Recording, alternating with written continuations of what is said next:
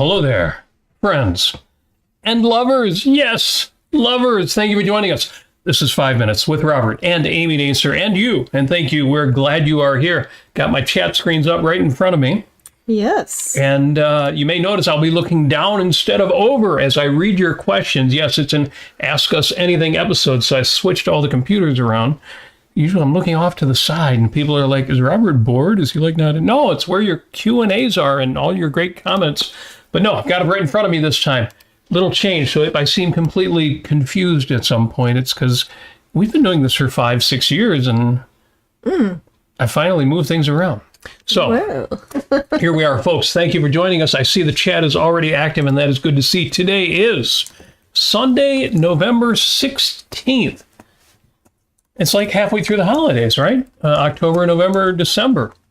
And the 320th day, seems like only yesterday we were like, yeah, it's the 7th day, the 14th day of the year. After today, you've got 45 days remaining to make sure 2025 is your best year yet, or at least 45 days to plan New Year's Eve and a big party. Speaking of Eves, Christmas is in 39 days. Thanksgiving here in the United States. Everybody thanks somebody or something different for different times in different countries around the world. But here in the U.S., Thanksgiving is just 11 days away. And Halloween is in 349 days. Nice. Nice.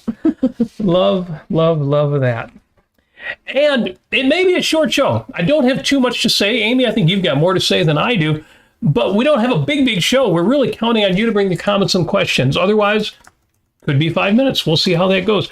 On this date, this was the day that Fyodor Dostoevsky was sentenced to death. It turns out Dostoevsky, who is admittedly very dark, he was sentenced to death for his, kind of the same way that Socrates was, for going around saying things that the government didn't care for. And this is 1849, so we're not talking about the Soviet Russia government, just the Russian government, the royal Russian government. Turns out he got out of it and instead spent only, quote unquote, only 4 years in Siberia before going on to write his great novels, including Crime and Punishment and The Brothers Karamazov. With that kind of history, small wonder he chose the subjects to write about that he did. Jump forward 110 years. Yes, jump forward 110 years out of the dark Russian past, and we get to the topic I really want to talk about today. Well, not specifically this, but our theme. 1959, The Sound of Music premieres on Broadway. Like some of our favorite musicals, some of the great movies, it started out as Broadway. Like My Fair Lady, for example. Sound of Music premieres on Broadway on this date, 1959. And those of you who know the history of the Von Trapp family singers, you probably know. Yep. Well, here, from a review here, nearly all of the particulars of her 1949 book, The Story of the Trapp Family Singers, was ignored by the creators of the Broadway musical. Her memoir inspired. Yes, it is very loosely based on the story of the Trapp family singers. And I'm okay with that. I have no problem whatsoever with that. I suspect that the story, if it had been given in a more, naturalistic? Naturalistic, that's the word. I was going to say accurate, but I like naturalistic better. Yeah. It just wouldn't have made a great musical. It would have made a great story, but if you want that, just read the memoir. Read Miss Von Trapp's book. So I'm good with that. Here's what was interesting about it to me, and this will tie in with my theme for the evening, the week, all time. I looked it up, and there are 372 events of The Sound of Music being presented in the next 6 months. Now, we're talking about this Broadway show opening in 1959, which is like, in the 1900s, way back in the previous century. They're still touring The Sound of Music around the country and around the world, all four corners of the globe. It's still around, 372. You could go out and see The Sound of Music sometime in the next 6-8 months. Full Broadway style onstage singing. Incidentally, Hamilton, something a little more up to date, Upcoming events, 1089. I'm sorry, who is Mamdani? Who is Trump? Who are these politicians that we're spending all of our time being distracted by when there are 1089 presentations of Hamilton? Oh, that was years ago. Aren't we done with that? No! We are still loving it. We are still enjoying it. People are still going out at night. We went out to a New Orleans-style jazz show the other night. Yep. And it was a great night out. Mm-hmm. Now, I'm not going to say Mamdani don't matter. Trump don't matter. None of that matters. But, well, let me continue. Because on this day in history in 2001, I'm sorry, did you have something to say about The Sound of Music? No. With regard to Hamilton, yes. with regard to the culture on the left, are they're no longer afraid to say, I love the Constitution. I like the Bill of Rights. They were a little bit gun shy about saying anything good about America's founding and the principles behind it for quite a long time. So I'm just seeing a lot of people on the left. So Lin-Manuel and the writers and the producers of Hamilton weren't all a bunch of crazy right-wingers? No, I'm sure they're not. Wow. That's a very good point, and that will tie in with our theme here. If you want to talk about a clash of cultures that do not map to left-wing, right-wing, this is the date in 2001 that the first Harry Potter film opened. Oh, yeah. Yeah, 2001, so just a few years ago. Oh, wait, it's 2025. How the heck can that be 24 years ago? Yeah, but speaking of Harry Potter, though, if you haven't checked out the Audible full cast version of the Sorcerer's Stone, you can read the audio or listen to the audiobook with a full cast edition. Fantastic. It Wonderful. Is so it's sort of if you like old-fashioned radio dramas, detective stories, all of this hard-boiled noir, all that stuff, and or science fiction, you will love this Harry Potter full cast Sorcerer's Stone Audible edition. So, and I think it's mid-December, they're coming out with Chamber of Secrets. Yes, word of warning, they haven't produced them all yet. So if you get really addicted, you're going to get impatient too. You're going to be stuck. You're going to feel like, But just like the films, they'll get to all of them eventually. That is so cool. The first Harry Potter film, budget $125 million. That's a lot of money. It's not the most expensive movie ever made, but it's an expensive movie. Yep. Box office, $1.026 billion. Who besides Taylor Swift makes that kind of money with a movie? I love that. Love that. And for all the conflict there has been since then between, of course, the author J.K. Rowling and, or as some like to say, no, I can't even remember how other people say it. Sorry, I was about to... Anyway, for all the conflict between J.K. Rowling and the cast of that first series, what really matters is the film made $1.026 billion. I didn't look up how much did all 8 films made of the 7 books made, but I assume it's probably somewhere in the neighborhood of $8 billion, and I love that. I love the fact that J.K. Rowling profited by her books so much, and just, I hope that she has a swimming pool filled with money. She was a struggling single mother writing these books at a coffee shop or someplace she could go and do writing, and poor welfare mom growing up in Great Britain. Yeah.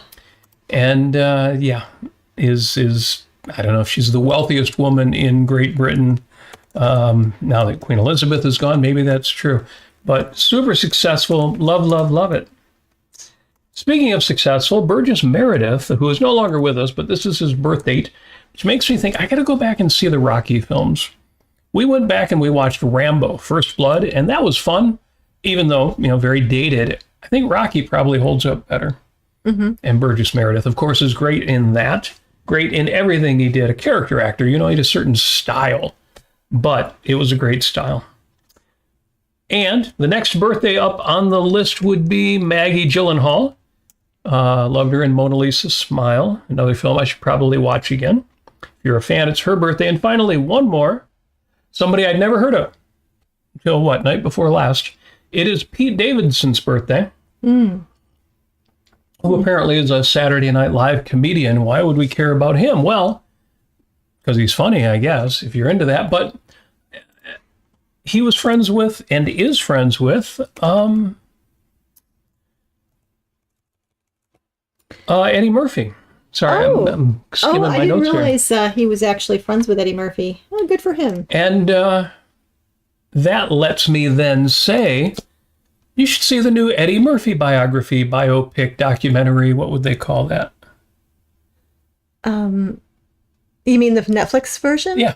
Oh, it's called Being Eddie. I know what it's called. What? How would you describe it? What is it? A documentary or a... Yeah, I mean, it's a you could call it a documentary, or you could just call it a biopic, or you could. But he is being interviewed in it, you know, Yes. and it's I'm sure that it's sanctioned by him or it's approved by Eddie Murphy, and it's a great story.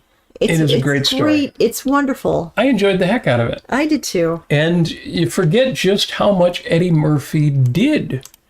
You know, the range of things he did. He went through different phases, and nowadays you think of him as, you know, dressing up with prosthetics and playing all the different characters in some goofy movie. But no, he had and has an incredible career, and it's a charming biography.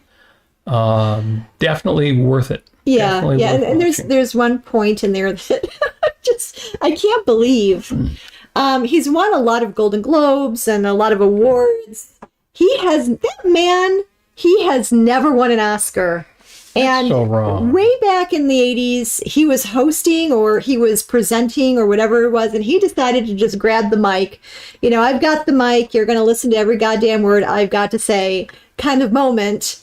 And he let everybody have it. He said, you know what, Hollywood, get used to prosperous Black actors and actresses and comedians.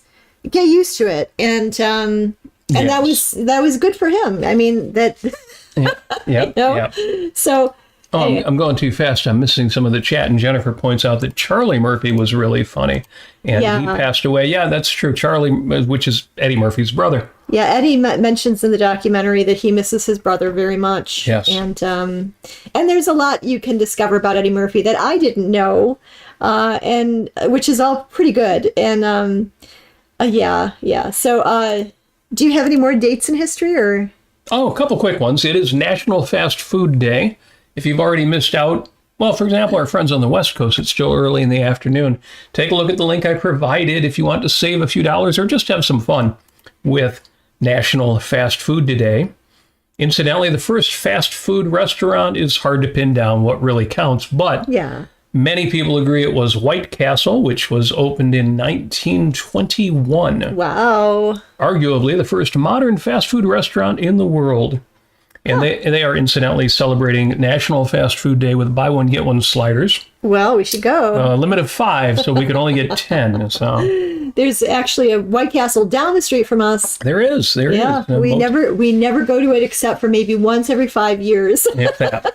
But yes, in Motown we have our share of White Castle restaurants, and that's all my on this date. Yeah, I do actually have one. What you got? It's not on this date, but it's fairly close. So back on September 24th of this year, my first foray into philosophy or into aphorisms or into any kind of abstract thinking was a gentleman named Ashley Brilliant. He died on September 24th, and I missed it. This year? Yeah, this year. Oh, wow. I know. He was born in December 9th. 1933, and he lived until he was age 91. And for those who don't know, he was syndicated in a one frame comic, basically usually with some kind of pen and ink sort of 1800s kinds of style of a photo, and then he created the meme. I'll just say that he created. Before the internet came around, he created the meme. One frame, picture and quote, and he popularized those. He came up with quotes like, "I'm learning about people the hard way by being one." "I have abandoned my search for truth, and I am now looking for a good fantasy." It costs money to stay healthy, but it's even more expensive to get sick. You know, just little kind of folksy, sometimes mind-blowing, actually. So just these little aphorisms, kind of like a Will Rogers sort of thing, kind of like, little pithy quotes. Yes. Greg from the chat says, nice. Ashley, brilliant memes. That's right. Oh, Greg shared one the other day online, so that was actually really Greg. fun to see. That was great to see, yeah. But anyway, so yes, rest in peace to the great Ashley Brilliant. Yeah. My I don't know how Ashley he was, but he was brilliant. He was brilliant, and I have books of his, like basically used books. I think you still find them on Amazon. Yes, you can track down collections. And so it was sad to see that he passed away, but he lived a nice long life up until 91. Actually brilliant. Hooray. And Christopher says, do you know why it's called Arby's? I used to know that. Because Tom asked, first question, Robert, and it is a doozy. Did you work at Hardee's or Arby's? Yeah. Amy answered that in the chat. Hardee's.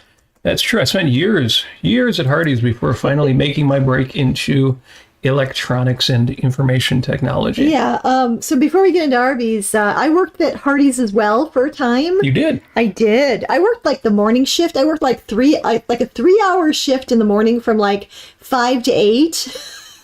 And then I went home, I got cleaned up a bit, and I went to my job from 9 to 5. Yes.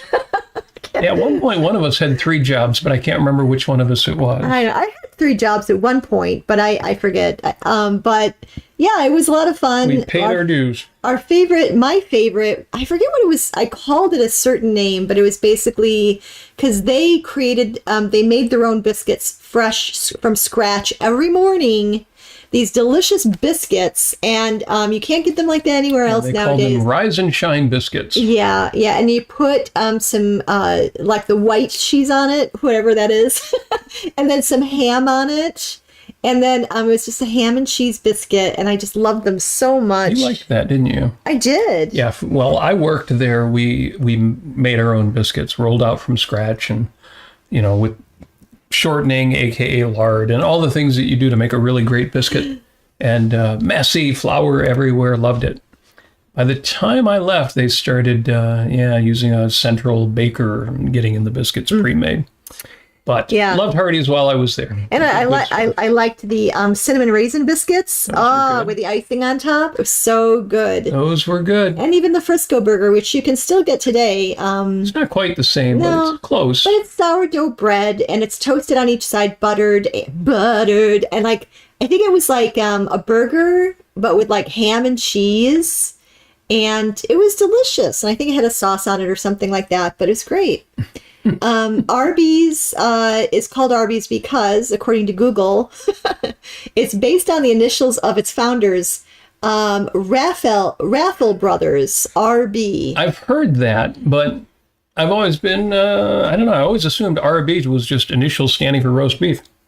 They originally wanted to name the restaurant Big Tex. But what? Big Tex is in Texas. Oh, Tex, yeah. Yeah, but that name was already in use. Oh, such a good name. Who'd have thought? The name Arby's is often mistakenly thought to stand for roast beef.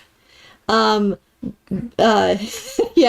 it's named after RB, Raffle Brothers, Raffel. There you are. Yeah. Did they wear 10-gallon hats? That's what I want to know. They probably did.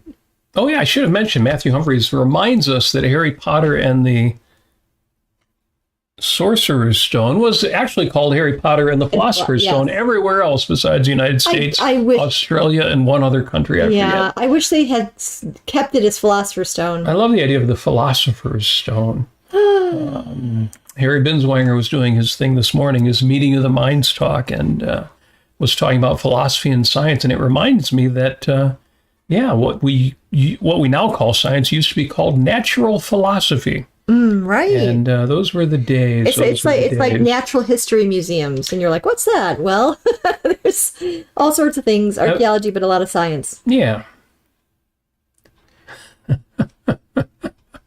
Dr. Ribbons, I can't even imagine this. She says, when I read Harry Potter aloud, I take, I know what you mean by I take. You give voices. Oh, yeah. Talked to Dr. Ribbons. We interviewed her, Mayor Ribbons, in the chat there, M.A. Ribbons.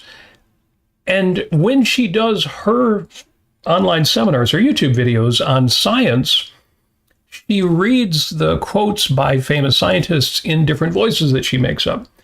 So you can tell one from the other, and just because it's more fun. And she says, when I read Harry Potter aloud, I take Draco Malfoy in a Julia Child Kermit the Frog direction. Well, that's a way of, minimizing evil. I can totally see that. Yeah. I've got an embarrassing answer to the next question. Stevo 4212 says, what do you think of the film 8 Mile? And I've posted pictures of me up on 8 Mile holding up a bag of M&Ms as my annual joke that I do when I bike ride out in that area. I've never actually seen the film 8 Mile. I've never seen it either. I've maybe seen some clips, but at some point we might have to do that. So for my answer, I have to quote Howard Rourke and say, but I don't think of you. So someday that needs to happen. We'll watch it. I'm sure Eminem's, he seems like an upstanding person. He's aging pretty well. He's not getting into trouble. He seems to have done right by his daughter. And I think. Yes. No, he's definitely a success story. Yeah. And got to admire what he has achieved. Yeah. And I am, and I kind of share this, not the same background with him, but I mean, in terms of socioeconomic status, I definitely share the same background. Not a privileged background. No. So I get it. Yeah. So, speaking of your background, yeah. The next question is from Holden, the rising up-and-comer on the YouTube video chat circuit. Yeah. So we're glad to see you in the chat. And he says, I am curious how Robert and Amy found objectivism. I would say I found it just fine. Well, there's actually 3 questions. Are there? 3 questions. Yeah. How did I find it? How did you find it? And how did we find each other? Oh, well, we're not going to give the 20-minute story version of it. I can give the answer in 25 words or less. You go for it. I read The Fountainhead in high school. Thought it was cool, let it go. Read it again at age 25, and it hit me like a ton of bricks. Yeah. The full story is longer than that, but no, it was from reading The Fountainhead in high school. One of our teachers at a course I was in on fiction, I might have been called, I forget what it was called, but it was a fiction course in high school. And after reading all of the necessary things Holden, like Catcher in the Rye, some of you will get the reference there, Holden Caulfield to be the main character of Catcher in the Rye. We read Catcher in the Rye, we read Lord of the Flies, we read all the things they make you read in high school. And then at the end of the course, end of the semester, we had an option. They gave us 3 books that we could pick from, and The Fountainhead was one of them. I don't think the other 2 were 1984 and Brave New World, but they might as well have been. So I picked The Fountainhead because a friend of mine said, oh yeah, that one's really cool, you're going to love that. And I did, I loved it. But it didn't make me think, I got to find out more about this philosophy or anything. I just liked it. It had an impression on me, but when I reread it at 25, that's when it was a kick in the head. And I could give you the whole story after that too, but I won't. I will say instead, Amy, how did you find Ayn Rand? How did you discover objectivism? Part of the puzzle, actually, I've already talked about. Ashley Brilliant, I discovered in the Detroit Free Press, those heady days when you would find a comic and you would cut it out with scissors and you'd stick it in a drawer and you collect it. So I would do this. So you actually had a newspaper that was on paper. On paper. A newspaper. Yeah, wow. And so I would cut these out, the ones that I liked, and I put them in a drawer, and they're gone to history, but I have the books now. But I discovered that when I was 13. I was really drawn to abstract ideas at a young age. I would come up with all sorts of interesting questions that my mother could not answer, and especially ones that were religious. Raised Catholic, I did question confession at the age of 9 because I knew that I was such a good person, and I knew it. By all the standards, I was an excellent person, and why am I going to confession? And what the hell? So anyway, from there, I got into alternative music at the time, 80s music that was you could say underground college radio music or punk rock or new wave music that was not played as often. I got into that, got into the dictionary and looked up philosophies, different philosophies in the Encyclopedia Britannica in our local library. Got into existentialism and Nietzsche, called myself a Nietzschean existentialist for a while, became a punk rocker, but, a very nice one, Looked scary, but I was super cool. And then finally, at the age of 16, I discovered The Virtue of Selfishness on my French teacher's shelf. And I thought it was a book on Nietzsche because Nietzsche talked about selfishness. And I was really surprised when it wasn't about Nietzsche, but I had to understand her. And I didn't quite understand the objectivist ethics, as you might imagine from a 16-year-old. So I went into the books, Anthem, Fountainhead, Atlas Shrugged, by the time I was done with Atlas Shrugged. And by the way, I did read Galt's speech in full when I was 18, no excuses out there. And I loved it. And I couldn't believe it. I'm like, this answers so many questions, and this covers so many issues, and this is amazing, and this is in fiction form. So then after that, I went into the nonfiction, and then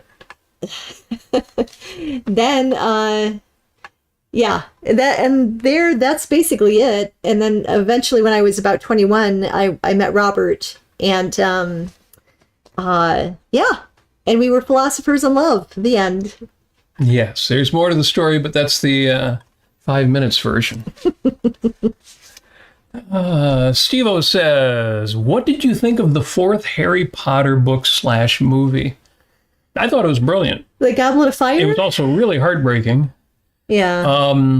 But no, it was brilliant. And it actually translated, I thought, well into a movie. Some of them were a little easier to do that than others without losing too much of the thread. Yeah. But a lot really had to be established in that film. And even though it seems like many things in the Harry Potter series where you say, why are they doing these terrible things and putting these kids at risk in the way they are? This is nuts. But, it's just a story. It is just a novel, and you've got to introduce interesting events in order to make the story interesting. But it paved the way for book 5. It paved the way for the rest of the series. Mm-hmm. So personally, and Amy, you may or may not agree, but I thought the Goblet of Fire was great. I thought the movie was good. Definitely not my favorite book, which, by the way, is Half-Blood Prince, my favorite book. Yeah. The film version of that was not good, I'll say. Well, you're much more critical of the films than I am. Yeah, I am. I'm so opinionated. but you've read the books more than once. I have. I only read the books once. Oh, yeah. And I think by Goblet of Fire, I had started taking them in on audiobooks. So yeah. I was a little less rankled, if that's a word, when the films came out and they weren't as faithful or just left out so much of what was in the books. Although I gotta say that when the last book, the Deathly Hallows, came out, we went to Borders, we picked it up at midnight, and we came home, the three of us. Diana was with us at the time. My daughter. And we were reading until I don't know. 6 a.m. or something. I know, something crazy. And gosh, anyway, if you know the book and you know the story, there is that point where you think that the protagonist might be in mortal danger, and I couldn't believe it. I wasn't entirely sure how she was going to twist that, and it was so thrilling to read. It was so good. It still is. Oh, by the way, if you're a Harry Potter fan, I want to point you in the direction of a band called the Remus Lupins. They're defunct. They're not performing or anything like that anymore, but they have a few albums out. You can find it on all the streaming, Spotify, and Apple Music, all that. They're called the Remus Lupins. And I really, really, really enjoy reliving the books through their music. They're very dramatic, very well done. Amateur, but really fun to go through. So, yeah, check them out. Good. Jennifer says, I went to Arby's, got a free French dip with $10 purchase. Well, I'm glad somebody took advantage of fast food day. Yeah. Incidentally, I mention it because the French dip at Arby's is probably my favorite thing that they make, that they sell, that they have. I love a good French dip anywhere. And we had a conversation about the other day, because when I first met you, Amy, when you were 21 years old, you said, one of the things that you learned from me was to actually like soggy bread. And I thought, that sounds terrible. How on earth did I did not do that. Then, of course, you reminded me of French dip sandwiches and French onion soup and things that you weren't really into. And I'm like, oh, my God, she's right. I got her to eat soggy bread. Disgusting. That just sounds terrible. I thought like the least masculine, empowering thing. It's like the term milk toast. Yeah. I was not, I did not, I think when I first tried French onion soup, I was really, really skeptical, extremely. And at first, I tried it bit by bit. The broth is nice. That's very nice. Got butter in it. And it's kind of nice onion flavor. It's seasoned well, But, and then I got to the cheese, and that was good. And thankfully, the cheese was kind of attached to the soggy bread. So the texture was more cheese-like than soggy bread-like. So that wasn't so bad. Okay. So let us know in the chat if you like French onion soup and soggy bread. Yes, well. Steve wants to know, Steve4212 says, did Burgess Meredith walk a cat in one of his movies? I don't know. Not that I know. He was in a film called The Sentinel where he gave a birthday party to the cat. Oh. But I think that's about as far as that goes. And have you ever seen a person walking a cat on a leash in real life? Yes. So, yeah. He did. He owned a cat named Oliver. Yes, he was a cat lover. Wide circulated photos of him holding a cat. No information to suggest he was known for walking the cat in a traditional sense on a leash. Or does it appear to be something he did in a movie or TV show? So, no, he did not, according to Google. And Greg Lewis says, I skipped it the first time. I'm guessing he's talking about the speech in Atlas Shrugged. Probably in my 30s. Let's see. Greg's probably about the same age as me. I think I beat you by a couple of years. I read Atlas the first time. Well, it would have been right after The Fountainhead the second time I read it. So 26, 27 years of age. Pretty sure I did not skip the speech. Although I remember kind of vegging out during parts of it. So maybe that is it takes very a lot similar. of integration. Oh, by the way, speaking of Galt's speech, we're going to be studying it. I'm going to be dividing it up into 12, and we're going to be studying it throughout the year of 2026. Yeah, it will be the topic for all year's Great Lakes Subjectivist meetings. So it's going to be so good. So if you want to join our group in Michigan, we have very high standards, and I will quiz you and put you through the gauntlet before you're invited. But if you are, then you can be part of Great Lakes Subjectivists. Totally, and you should.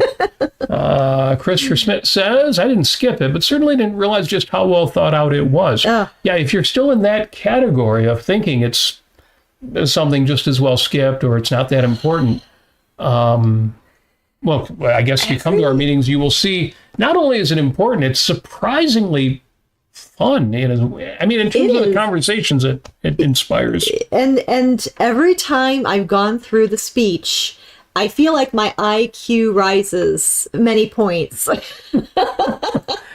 Greg's back with another comment about reading it. He says, I've mowed my lawn to Galt's speech for the last couple of years. It makes the chore go faster.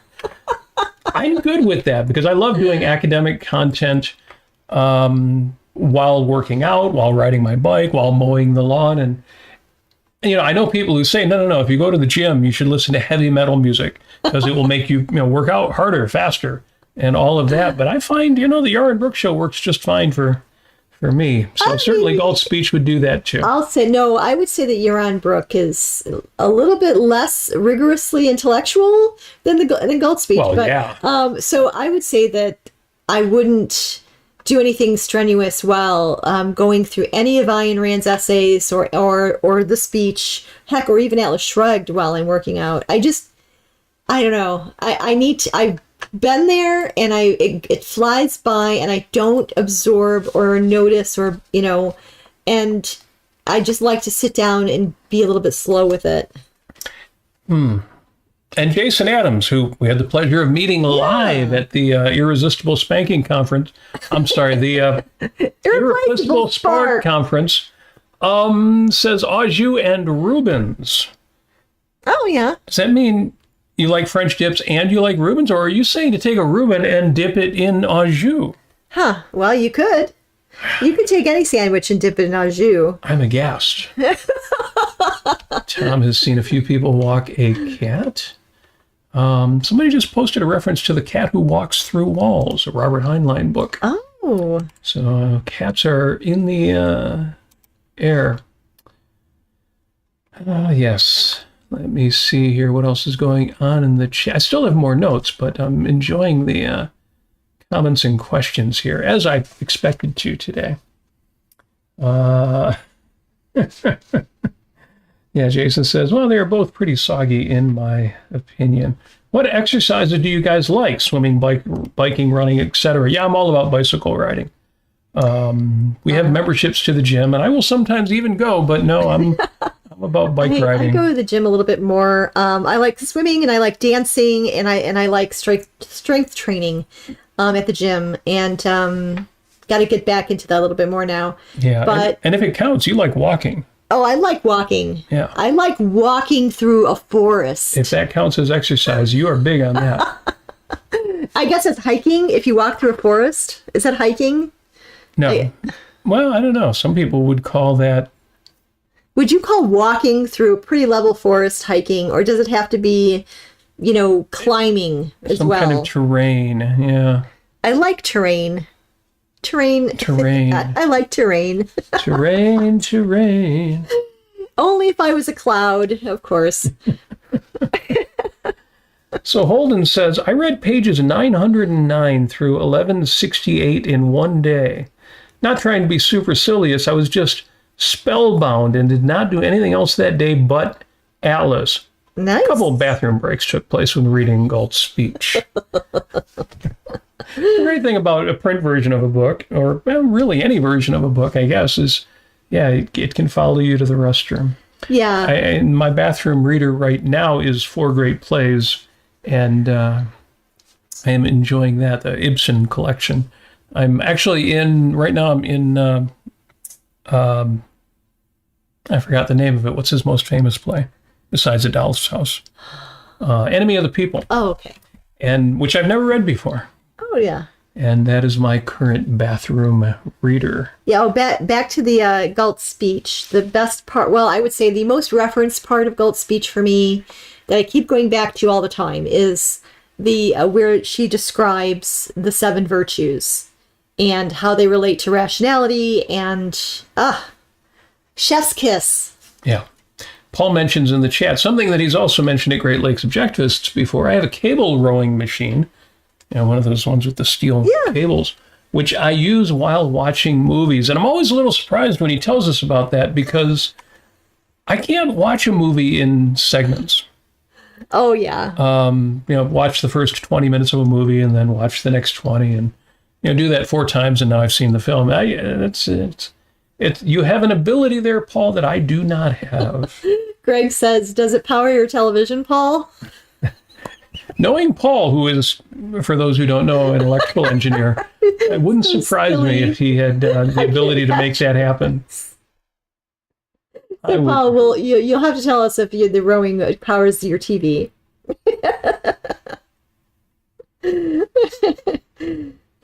Can you believe, Steve-O says, can you believe we'd even have an agreement with Honduras for Honduras to accept people seeking asylum in the U.S.?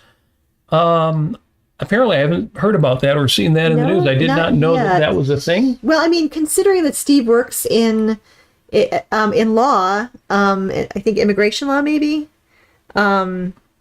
He may know. Can you believe we've even had an agreement with Honduras? accept people seeking asylum in the U.S. I don't know. I'll have to look that up. Yeah, that would be very interesting. Yeah. Okay, now I am wondering if anybody knows What? how to change the names that appear to the friendly version of the names in the chat. Oh. Because I think this has actually changed, and I am seeing it different than I did, say, weeks ago. Well, I know, I think, oh, I see. And I know that Dan Norton recently figured this out because he engages a lot with his chat on his show, too. Yeah. Well, anyway, if anybody happens to know that, let me know. And I would be curious to see if there's a way to make that happen. Huh. Paul says, interesting. In all the years I've had Ayn Rand books in my library, I have never taken any into the throne room. I probably shouldn't mention it because I know that there is a certain aesthetic or sensibility. Some people think it's outrageous to bring a book or anything else into the washroom if you are doing anything besides washing your hands. And I get it. I totally get that, even though to me it's perfectly normal to read things. There's a reference in the Deathly Hallows. Oh, wait a minute. No. It was in Half-Blood Prince, my favorite book in for Harry Potter, I think, where Dumbledore is going in and finding Horace Slughorn, and he goes to use the bathroom. And then he talks about finding a knitting magazine in the bathroom, and that's why it took him so long. Anyway, it's surprising just how much the bathroom shows up in the Harry Potter books. Between Moaning Myrtle and the plumbing and yes, there's no shame in what comes with nature, even when there should be. Yes, absolutely.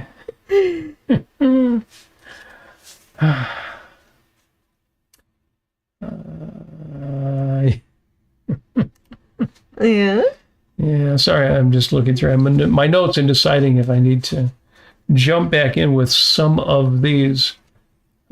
Steve says, looked up the shenanigans regarding DHS forcing asylum cases out of U.S. immigration courts pursuant to an agreement with Honduras. DHS will soon start raising that issue in all. Okay, I'll have to look that up and get back up to speed.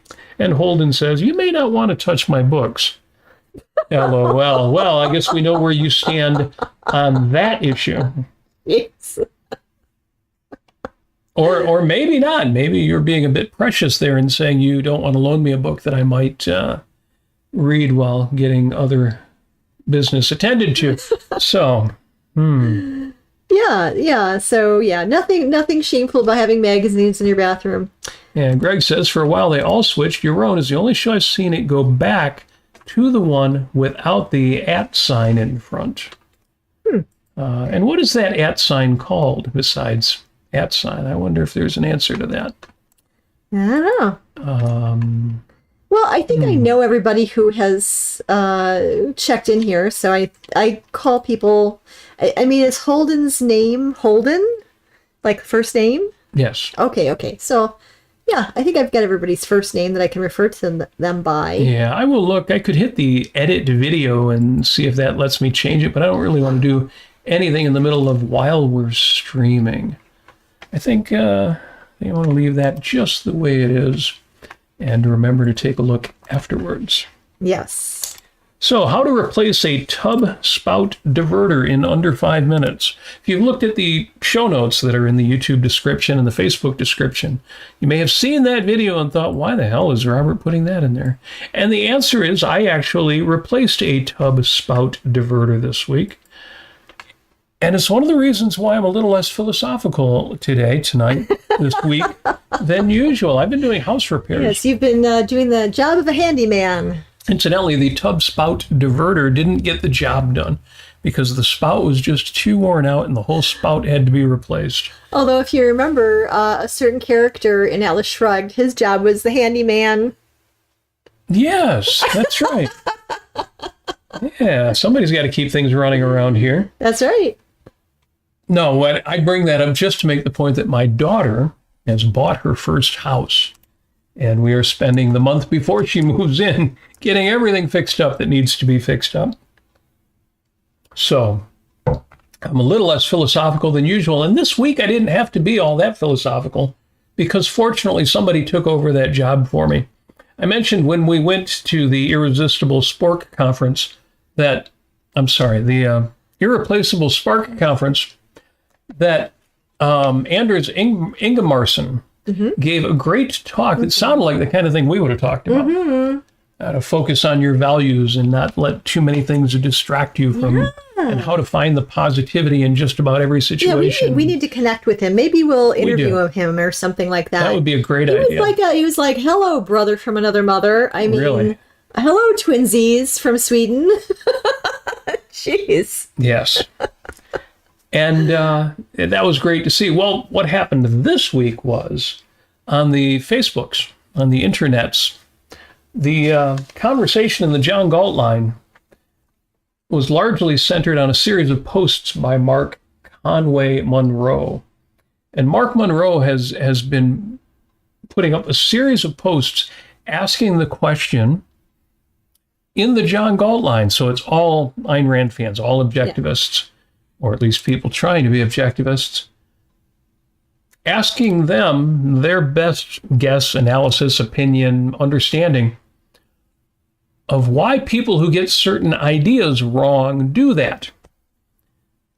So he asked, what would be your best explanation for why people embrace altruism? And not just sort of left-leaning ideas. What's your best explanation for somebody who's enthusiastic about the president, about Donald Trump? And he was looking, not necessarily for people on one side of the issue or the other, but just people who had a objective understanding of why those things happen. If you have not seen those posts by Mark Conway Monroe, you should go to Facebook and take a look at them. If you're not a member of the John Galt line, consider joining. Or if you want just to get an idea of what the whole thing adds up to, look on my wall, Robert Nasir on Facebook, and I have shared his most recent post on the subject. And it's great. It's Mark gets it, and basically to sum it up, and I shouldn't sum it up, you should read the entire post, which is a good 7-8 paragraphs.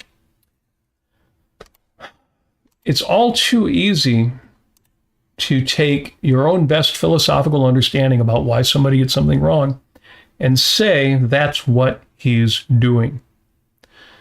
So, why are people altruists, or why do they admire altruism? It's because they're envious. They have no ability of their own. They know they're fundamentally evil. Just all these, and these are real people and decent people I like. These are the kind of answers people were giving. Sort of simplistic overstatements of analyses that Ayn Rand gave in her writing, with no connection to actual real people in real life. So it's really nice to see Mark taking that on, because frankly, it's something we've talked about, you and I, and all of us have talked about on this show many times, and it can't be overstated. Incidentally, a lot of people say that backwards these days, like it can be overstated, and you're like, it's kind of like, well, anyway, without getting into figures of speech, I know what you mean. Neologisms. I just want to publicly thank Mark for the series that he's doing and encourage all of you to read it. Yeah, it's reality based. It's actual philosophical ideas that actually match what's in reality, that would apply to your friends and your neighbors and people that you work with, your coworkers and your barista at the coffee shop. And just because they're not all objectivists yet does not necessarily mean that they're all evil, evading, death worshippers. Death premise.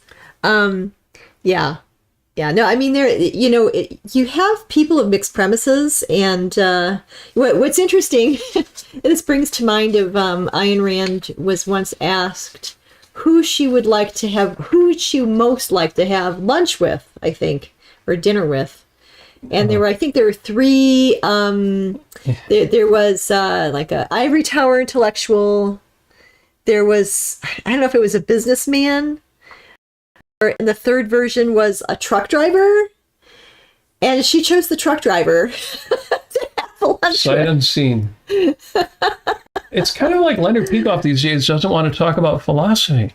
He's extremely philosophical. He'll still, deal with difficult topics, but he's kind of now in applied philosophy. In other words, he's living real life. Yeah. And I love that. But if you take a truck driver and you ask him questions that are based in philosophy, you don't have to use technical philosophical terms. You ask him, why do you think this and why do you think that, and what made you start believing that that we're all our brother's keepers? For instance, why do you think that billionaires should give up their wealth to feed the poor? And you start from there. You don't get angry about it. You don't assume that the truck driver is about to kill you. You try to induce what is going on in an average person's mind about these ideas. I mean, it's hard enough when people poop, they brush off the idea of philosophy as some highfalutin nonsense that has nothing to do with reality. And that's the opposite mistake. And yeah.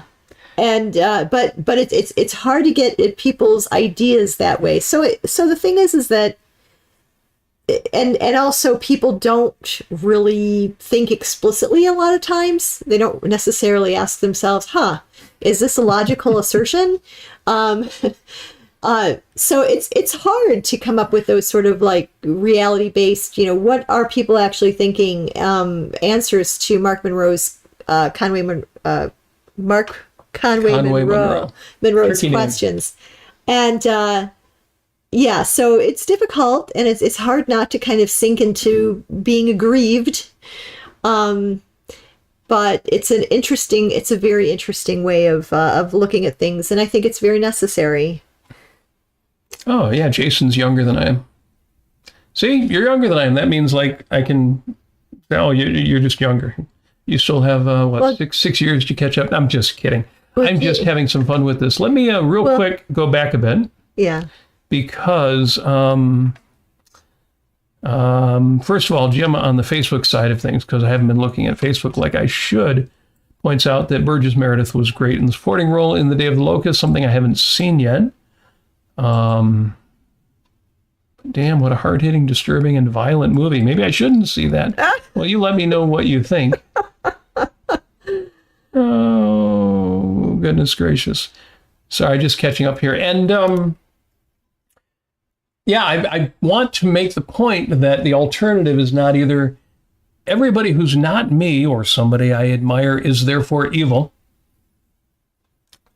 And the other alternative is not just like, chill out, man. Everything is subjective and everybody's just doing their best. That is a false alternative. And if you catch yourself on either side of that false alternative, you might want to think twice about that. Being either just dismissive, but also being improperly condemnatory. And I've made that point enough times. It's just great to see somebody else making it, and in a philosophical way. So definitely do take a look at that. I'm not telling you should be all woo. Although my last post I actually wrote, well, there are people who tell me you may not care about politics, but politics is going to care about you. Like in that threatening manner of somehow if I don't spend enough time on politics, I'll end up paying more in taxes and being more oppressed and having more regulations stopping me from doing what I want to do. And my answer to that was, politics cares about me. I'm sorry, I'm poor politics, since politics is going to have to suffer unrequited love because I'm just not there for politics. And I almost feel guilty, but only almost. Well, you could be there for politics. And we have been there for politics. Yes, folks who know us well have seen us at rallies, or you've seen the photographs or the video, you've seen us at Tea Party rallies, you've seen us in the streets with protest signs. Some of you were with us in Washington, D.C. in front of 1600 Pennsylvania Avenue. I memorized the address so we could find the place. We have protested in Chicago in front of the public library and the municipal buildings. We have been, well, I haven't been all the places you've been, Amy. You've also been in Pennsylvania and in Boston. We have protested, and we have written letters, and we have produced videos, and we have done podcasts. And I'm still going to tell you that politics only belongs in that 3%. I haven't quoted my own 97-3 rule in a while, so I'm going to tell you this. You've got to decide, and you should do it consciously. You should do it with numbers. Numbers are a good way to do this. You've got to decide how much of your time and your energy, your resources, your money, and especially just your spiritual strength. But how much of your time and energy are you going to spend on values, on things you value, things you love, things you're passionate about, things you just like? And it doesn't have to be, well, my highest value. It doesn't even have to be your highest value, although you should put that first.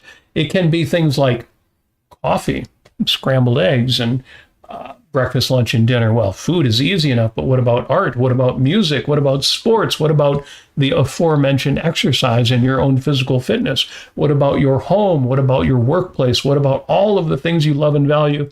For me, just to pick a number out of thin air, I say 97%. 97% of my time and my energy and my passion goes to things that are actually of value to me. Well, but there are things that threaten your values, disvalues. You got to decide how much time, energy, resources, money, everything to put into that. Me personally, I call it 3%. So I call it my 97-3 rule. Edmund is in the chat, and he mentions The Long Kiss Goodnight. One of my favorite movies. Highly recommended. Gina Davis is wonderful in that film. Even though he's using some abbreviations and acronyms that are questionable. But okay, we'll leave that there. 97.3 is my numbers. Your numbers might be something different. You may have a passion for politics. Maybe politics is a value to you, and you want to spend more than 3% of your time with that or with other things. 3% of my time is spent supporting the police, supporting organizations I believe in, like the Ayn Rand Institute, buying insurance, homeowners insurance, automobile insurance, putting locks on the doors and cameras overhead so I can see, well, mostly I just see the neighborhood animals, bunnies and squirrels and things come by at night. 3% of your time, 13%, and you decide what's right for you, but decide. That's the thing. It's not about the numbers. It's about deciding in advance, about being intentional, about not letting yourself get caught up in the drift of events and realizing at some point, oh my God, I've spent 4 hours today watching Fox News or CNN or on the internet talking about politics on X/Twitter. Yes. Yes. Resist the draw of compulsion. Yes. Whatever your numbers are, maybe those numbers are big, maybe they're small, maybe you want to spend a lot of time on disvalues, but decide in advance and don't let it suck you in one moment beyond what you have decided. That would be a failure to be selfish, a failure of selfishness on your part. And I want you to be way more selfish than that. Yeah. So we're talking more about truck drivers in the chat. Greg mentions the part in Atlas Shrugged where somebody asks, that guy over there, he looks like who looks like the truck driver in the valley. Yeah, what is he, a professor of philology? Yeah, he's... Yes. No, he was a truck driver. Yeah, that's what she said. He says to her, no, I was a truck driver, but that wasn't what I wanted to remain. Yes, Love yes. It. I think it would have been okay if he wanted to stay a truck driver. I have known truck drivers. Yes. I have truck drivers in my family who loved the job, loved all the people they met along the way, loved being a part of the supply chain. They were proud of their work and they were good at it. My late brother, Kenny, was a truck driver, and he loved driving, and he loved Iron Maiden.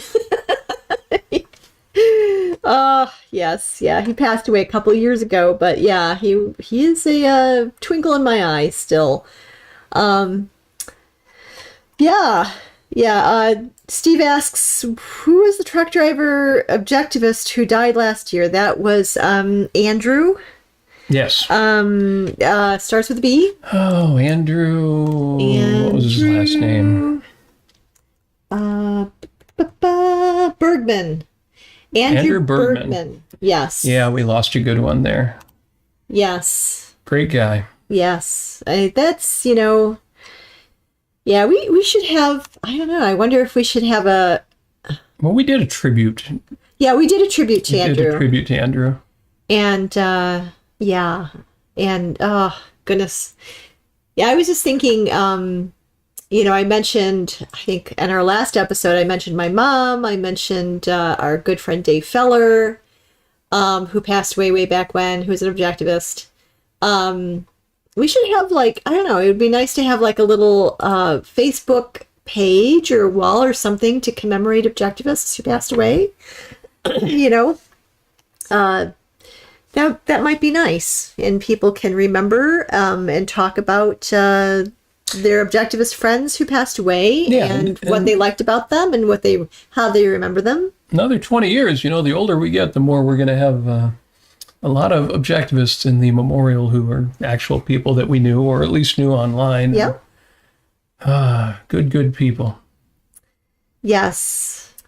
Something to get used to. What do we got here? Why is Christopher Smith saying 666 the number of the beast? I like 668, the neighbor of the beast. I mentioned Iron Maiden and Kenny. Oh, okay. Yeah. My favorite Iron Maiden song has to be The Loneliness of the Long Distance Runner. And that song goes for 7 minutes, so it's perfect. As a Yes fan, I think many of the best songs in the world are very, very long. Yes, they are. Well, there's a little more in the chat here, but we've had some great questions and some great conversations. I did want to thank Mark publicly and kind of make that point that, objectivism is the owner's manual for life. And if you're using it instead as a rock to throw at people's heads, well, OPAR kind of works for that because it's a pretty big book. You could use Atlas too, but it really works much better if you crack it open, read it, and figure out how to apply it to your own life selfishly. Yes. Well, I think in the chat here, everybody is. I send this out, though, to those who are not participating live and are listening after the fact, as it is so easy to do both on YouTube, Facebook, and all of the syndication platforms.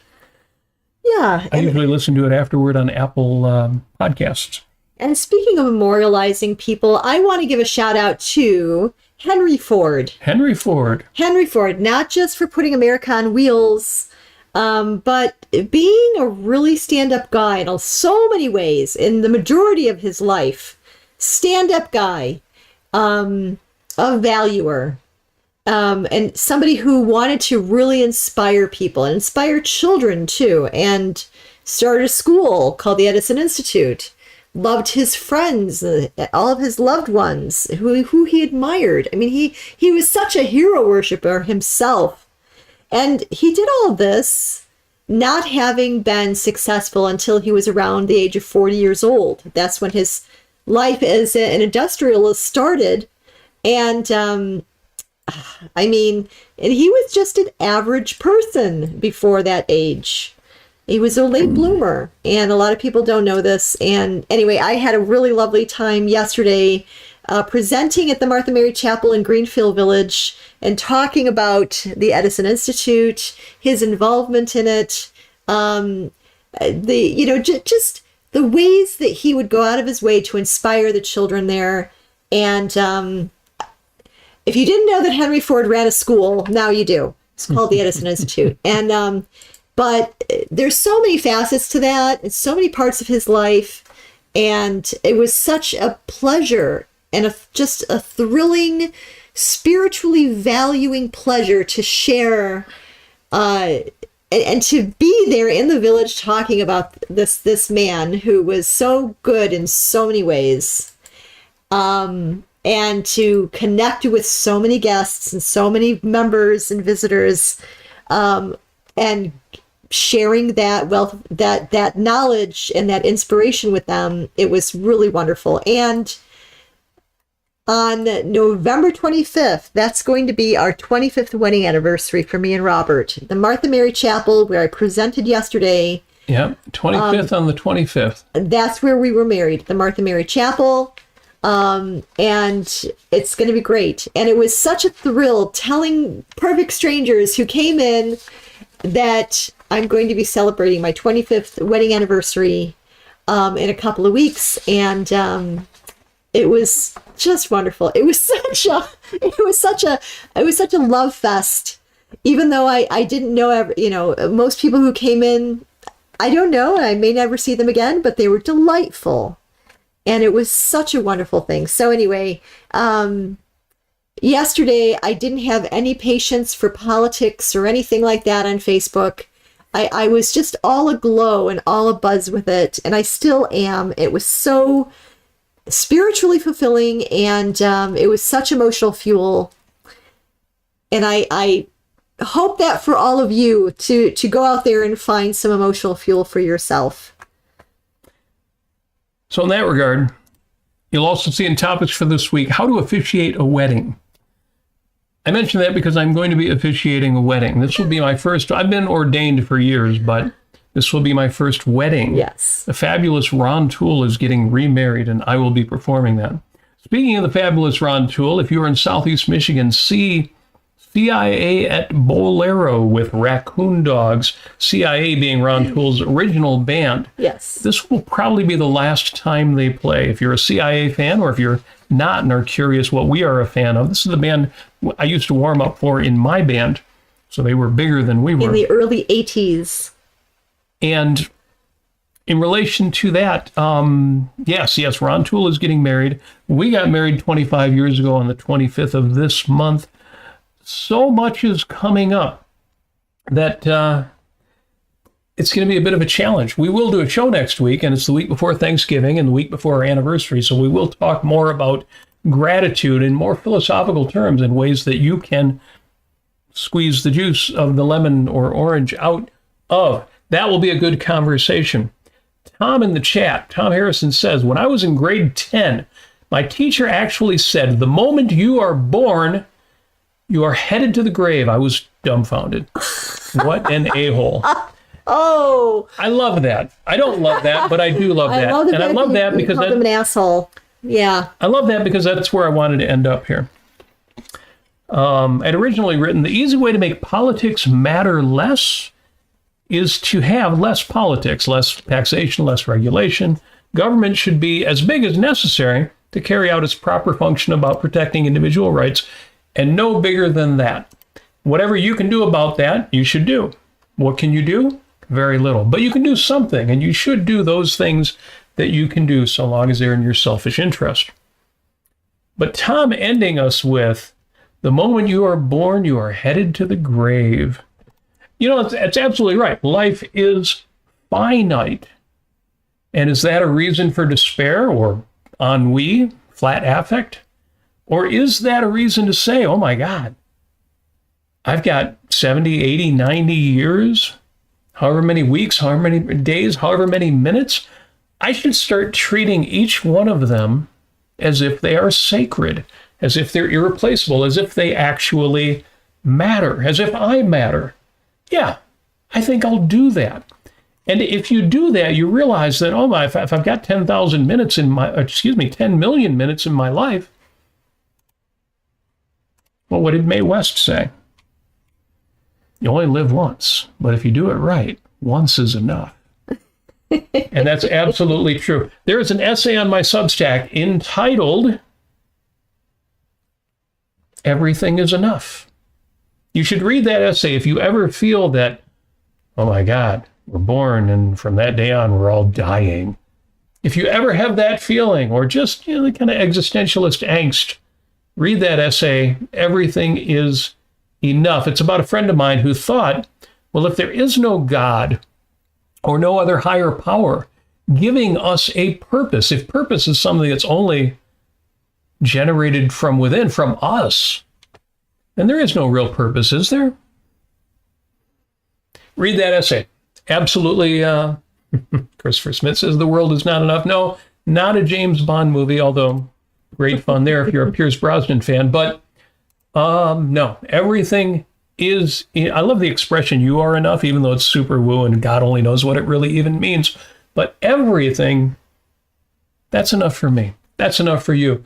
This has been enough. We've been running long enough. Amy, anything else you want to say before we wrap up with these good people and all of their great questions? I think I'm all right. Outstanding. Thank you. I'm enough. You are enough. That was enough. Narendra says, in an ideal world, you would do the same. Life is short is a good reminder. Personally, I like it. I love the finitude, fact of life and death, lightness. Yeah, it's simply a fact. And it's not a sad fact. I mean, there will be sad things toward the end of my life. I'll get weaker and I'll eventually be sicker. Who knows? Maybe I'll die in my sleep and it'll all be peaceful. There are sad things about the fact that we are mortal. Mortality is the worst, but it's also just not any, it just is. And it's every reason to enjoy, to love, to get the most you can out of every single day. Folks, thank you for joining me. I thought this would be a short show, but your questions, comments, fun in the chat have made it a good one. We'll do it again next week. In the meantime, all that is left is for me to wish you all of the success that you so richly deserve. I know you do. I don't think we have any ne'er-do-wells in this audience. And that's it. Get out there, find you some happiness, find you some goodness, find you some joy. Oh, and while you're at it, we wish you love.